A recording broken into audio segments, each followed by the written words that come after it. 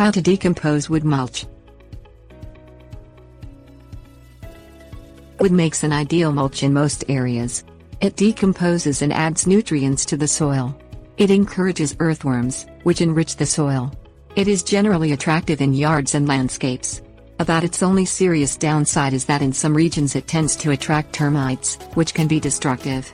It can be long-lasting or can be made to decompose more rapidly. Things you'll need: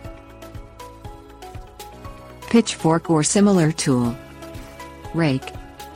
Choose a wood for your mulch.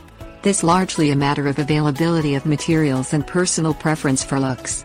You can use pine or cedar bark, pine or cedar shavings, other commercial wood products, sawdust, or simply gather wood chips from a utility or municipality which grinds tree trunks and limbs for mulch. Pine bark chunks and similar larger, heavier mulches will decompose slowly. Sawdust, small shavings and ground up wood will decompose faster. Spread your mulch in flower beds, garden areas or around trees.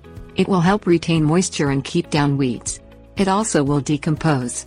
You also can make a mulch pile, similar to a compost heap, to decompose it more rapidly and in a single location, so you can then spread the decomposed material for soil enrichment. Material from a green waste chipper will usually have a variety of elements, some large chips mixed with some green twigs and leaves, whose nitrogen content will create heat and aid decomposition. Water and turn.